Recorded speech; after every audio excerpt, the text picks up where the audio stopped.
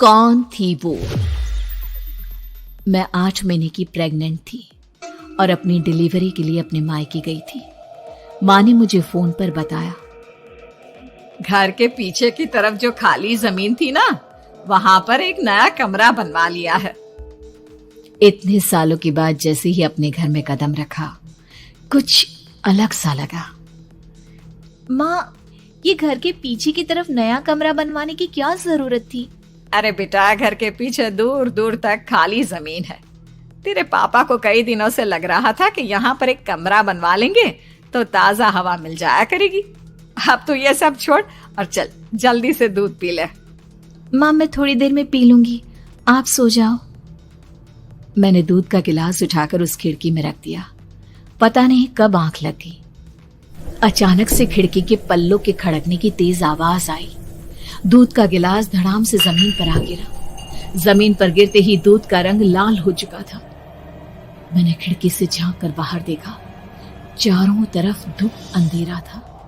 उस अंधेरे की तरफ से कुछ आवाजें आ रही थी, जैसे छोटे बच्चे आपस में खिलखिलाकर मस्ती कर रहे हो।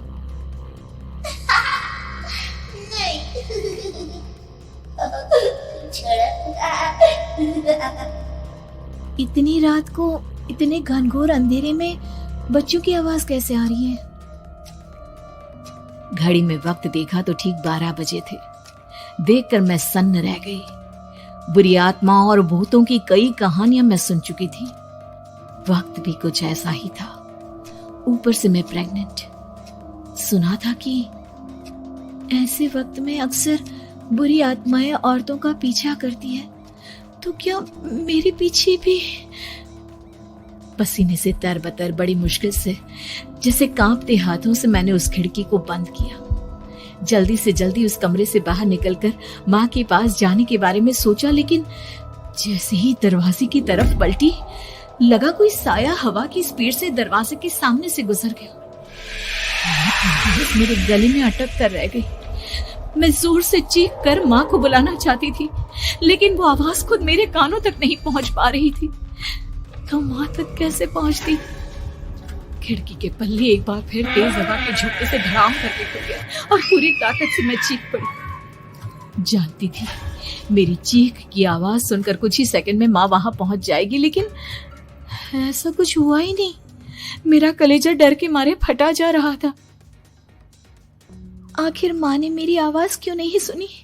इतनी गहरी नींद में तो माँ कभी नहीं सोती। ठीक पीछे खुली हुई वो खिड़की। मुझ में इतनी ताकत नहीं बची थी कि मैं पलटकर उस तरफ देख भी सकूं। हवा का एक सनसनाता हुआ झोंका उसी वक्त मेरे कानों से आकर टकराया। लगा जैसे किसी ने दबी हुई आवाज में धीरे से मुझसे कहा, चली जाओ यहाँ से। मैंने दोनों हाथ अपने कानों पर रख लिए और एक बार फिर ताकत लगाकर जोर से चीखने की कोशिश की। माँ! पापा!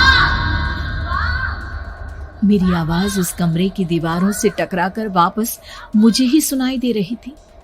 जितनी ताकत के साथ मैंने चीखने की कोशिश की थी, कुछ ही देर बाद उससे कहीं ज्यादा तेज और दर्दनाक चीख मुझे सुनाई देने लगी। ये आवाज ठीक मेरे पीछे खिड़की से आ रही थी। वो आवाज मेरे कानों में पिघलते हुए लोहे की तरह गिर रही थी। उन आवाजों में हैवानियत थी। वो आवाजें किसी इंसान की नहीं है, इतना मैं समझ चुकी थी। कांप रहे हाथों से मैंने अंधेरे में कुछ ढूंढने की कोशिश की। तभी अचानक मेरा हाथ बेड पर रखी टॉर्च पर पड़ा। किसी तरह ताकत लगाकर टॉर्च का बटन ऑन किया, लेकिन ये क्या? सामने दरवाजे पर 3 छोटी लड़कियां खड़ी हुई थी।